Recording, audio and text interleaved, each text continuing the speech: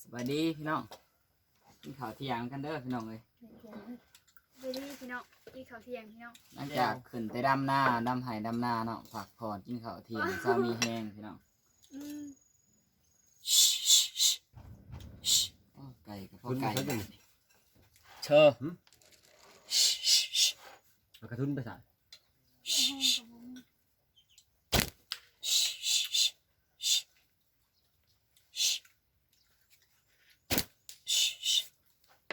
ผักเอาออกเนาะยืดเอาไปได้นี่นะลูกใส่นี่เพราะเขามันก็จะเป็นเรียงปกติทำอยู่กันอ่างเข้าหัวนั่งนั่งกล้องกระโดน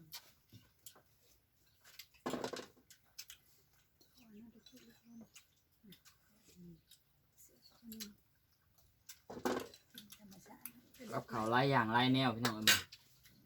จักสิกินตัวใดวะ จักสิกินตัวใดกินเบิดหนีเลยนะ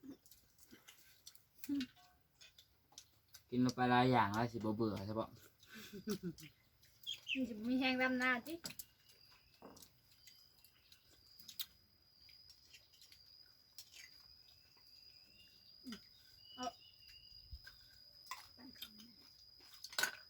จิ้มข้าวหน่อยเลยจ้ะ นี่ตำมะฮุ่งน้ำเมนูมันจำปลายังไง ทอดเคี่ยวเป็ด ทอดเขียบเป็ด เสียบไหม แล้วก็เฟอนะพี่น้องเฟอหรือว่าก๋วยเตี๋ยวหั่นแหละ กินครบวงจรเสียบอยู่ตรงปลาย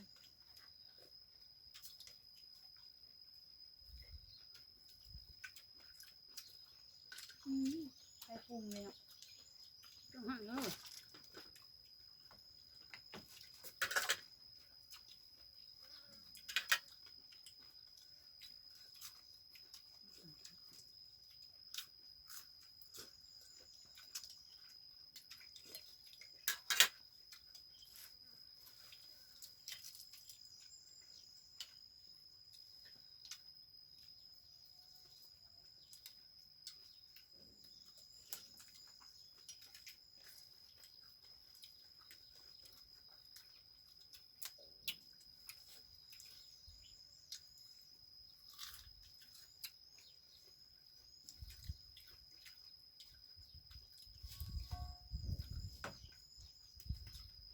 แม่มันพักกันก่อนครับ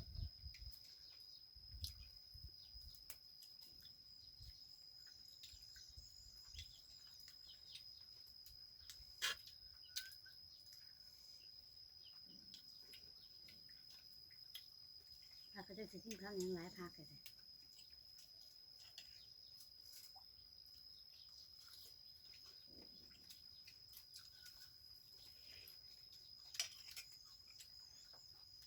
ผักกระโดนเลย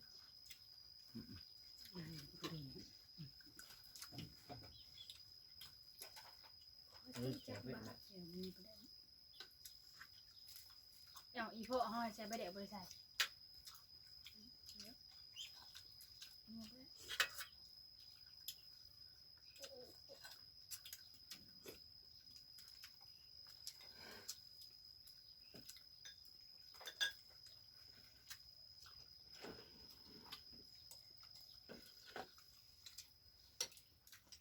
กินเหรอ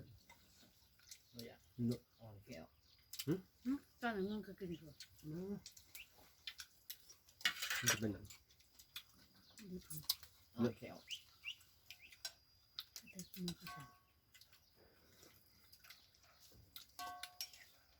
แม่มันก็พักสารลายเลยชุดมาฉันนั่นหนึ่งให้ลูกกินพักกับสารลาย กระโดนมันแตกน้ำตอนมันนัวกันนะ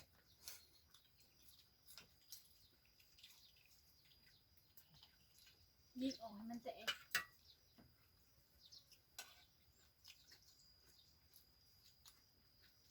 เป็ดเลยค่ะ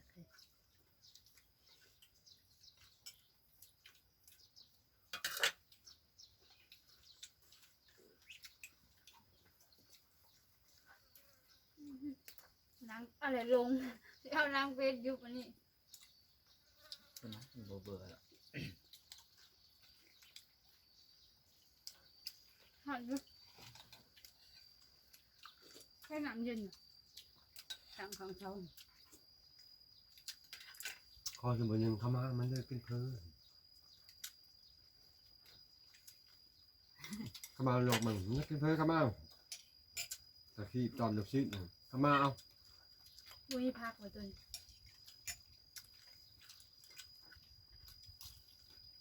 แล้วตอนเดือดซิดเข้ามา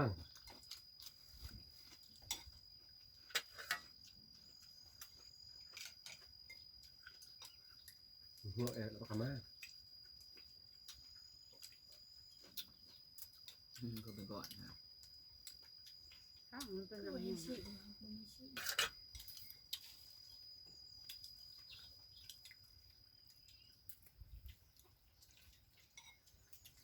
มันจะมากัด ข้าวเลยนะจุ่มตัวอยู่ให้ แล้วปสอง ได้ดอกสองให้ หรือสาม ได้สอง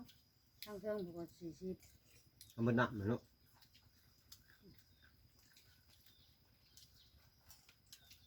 จุ่มตัวเทิงก็40 มัด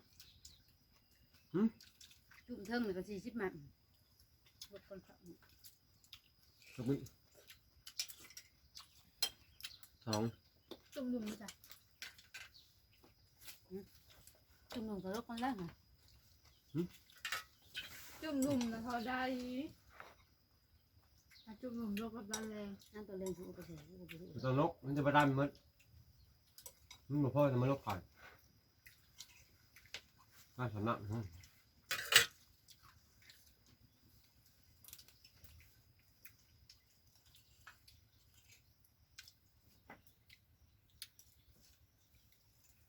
ลืมมะเขือกูเลยลืมมะเขือ โอ้ยเดี๋ยวลังไม่เอาน้ แม่ตรงนี้ ำเยอะแล้วเนี่ยมันคืออะไรป้าเนี่ยมาท มันคืออะไร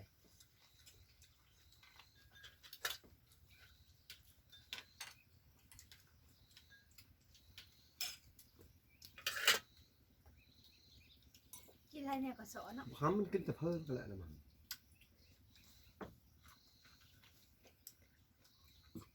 ก็ไปร้อนมันก็ยกสบาย ที่ปัจจุบันเป็นคน เรียกกระดูก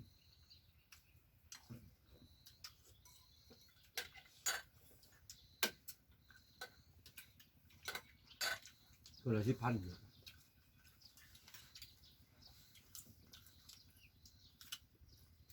่าแพงหรอ อะไร เออ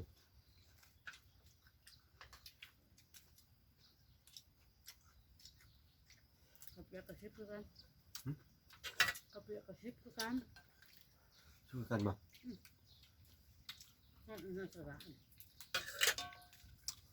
นี่ฮะไปสมุทรเดี๋ยวอยากกินเยอะ มันคือป้า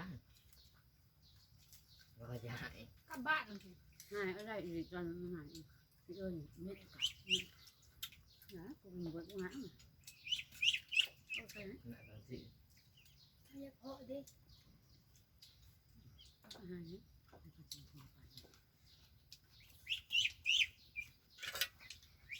เฮ้ย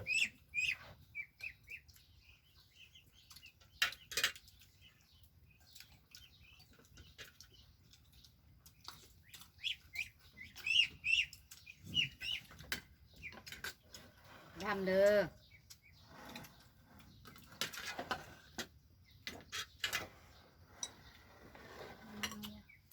ตู้ใช้ตู้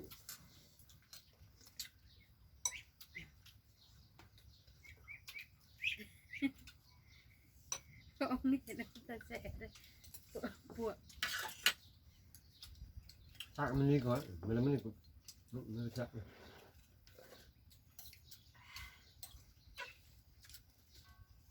เร็วนอน นี่ก็อื่นเลย มันจะน่ากินมา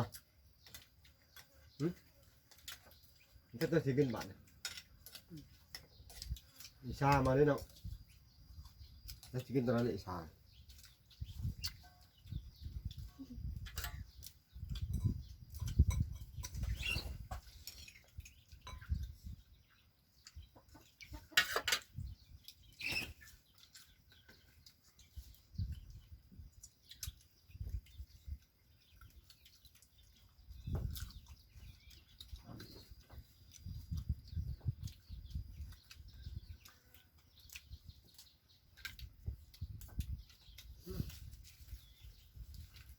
งงฮะ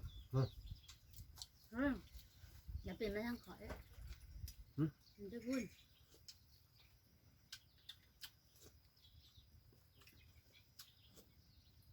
พี่น้องแซ่บนั่น ต้องพายหูอีกบ้างเออมัน แซ่บ ยัง พี่ เย น้ อะ องแซ่บมา มันเนี่ยกี้มันจับป้ามาเพชรดิบ มาเดือดจี ป้าเขาคือเขาเบิ่ง มันเขาเบิ่งด้วยอ่ะ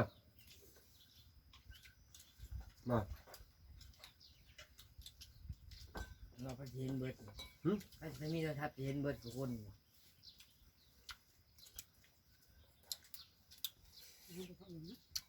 ประจำเท่าเลยจะมีเวลากับยูทูบอยู่บ่ ผู้เชี่ยวชาญมาบ้านสิมาบ้านเขาดิ ฮัก ฉันฮัดพี่เขาดู แล้วก็กัดอะไรมาครับกินเด้อ มาฮัดอีก เขาทิพย์เลยเบิ่งเล่นลายน้ำขวาน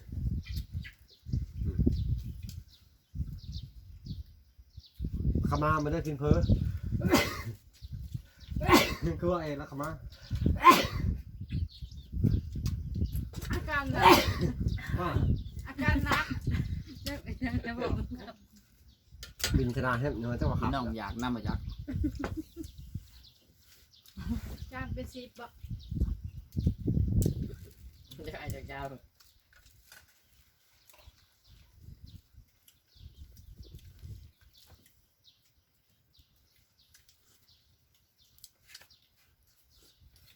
คิดในจะเบิ่งไม่รู้ซับคิดนะ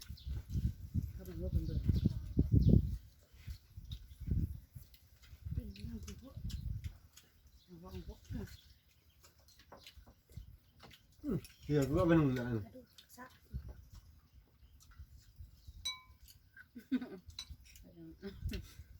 คนนี้ละ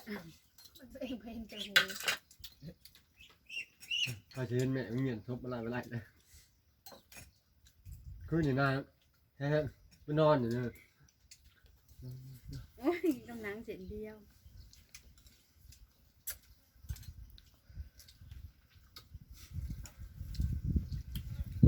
อ้าว อาจจะขอจบคลิปเพียงเท่านี้เด้อพี่น้องแซ่บหลายอาหารมื้อนี้หลายอย่างพันแนวคันมักคันหักคลิปนี่ก็อย่าลืมกดไลค์กดแชร์กดติดตาม ขอบคุญทุกท่านเด้อที่เขามารับชมสำนี้แหละพี่น้องเอ้ยพอกันใหม่คลิปหน้า